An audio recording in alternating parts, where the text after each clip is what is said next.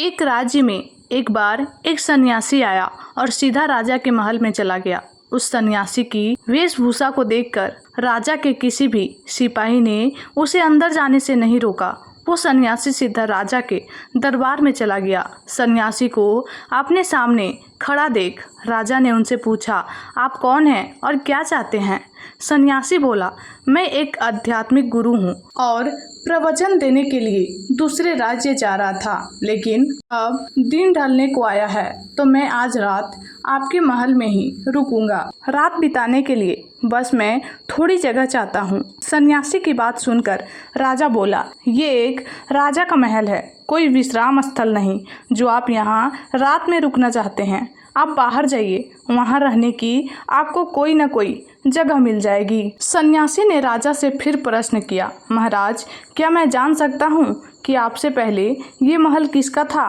राजा बोला, मेरे पिता का था, क्योंकि मुझसे पहले वही राजा थे। सन्यासी ने फिर प्रश्न किया, अच्छा तो अब आपके पिताजी कहाँ हैं? राजा बोला, अब वो इस दुनिया में नहीं रहे, उन्हीं के बाद तो मैं राजा बना। अच्छा, आपके पिता से पहले ये महल किसका था? सन्यासी ने फिर से प्रश्न पूछा। राजा को अब गुस्सा आने लगा, लेकिन फिर भी उसने शांत होकर जवाब दिया, मेरे पिता से पहले ये महल मेरे दादाजी का था और अब वो भी इस दुनिया में नहीं है। अब सन्यासी बोला, ये जगह जो न कल तुम्हारी थी और न ही तुम्हारे जाने के बाद ये किसी और की होगी। इस संसार में लोग कुछ ही समय रह पाते हैं और फिर चले जाते हैं। जहाँ हम अपना समय बिताते हैं वही हमारा विश्राम स्थल है। न तुम इसे अपने साथ लेकर जा पाओगे, न ही कोई और। बताओ, ये महल एक विश्राम स्थल नहीं है तो क्या है? राजा उनकी बात समझ गया और हाथ जोड़कर माफी मांगने लगा। उसने सन्यासी को रुकने का जगह दे दी। दोस्तों, ये बात तो हम सभी जानते हैं कि इस संसार से हम कुछ भी लेकर नहीं जा सकते। खाली हाथ आए थे और खाली हाथ ही जाना है।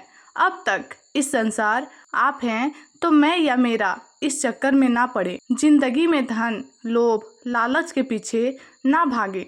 भागना है तो खुशियों के पीछे भागे। जिंदगी का मजा बहुत पैसों में या फिर बड़ी गाड़ी में नहीं है। जिंदगी का मजा है खुश रहने में। खुश रहो, क्योंकि दूसरे के पास चाहे बहुत पैसा है, लेकिन इस दुनिया से वो जाएगा खाली हाथ ही और उसके धन का कोई भोग और करेगा।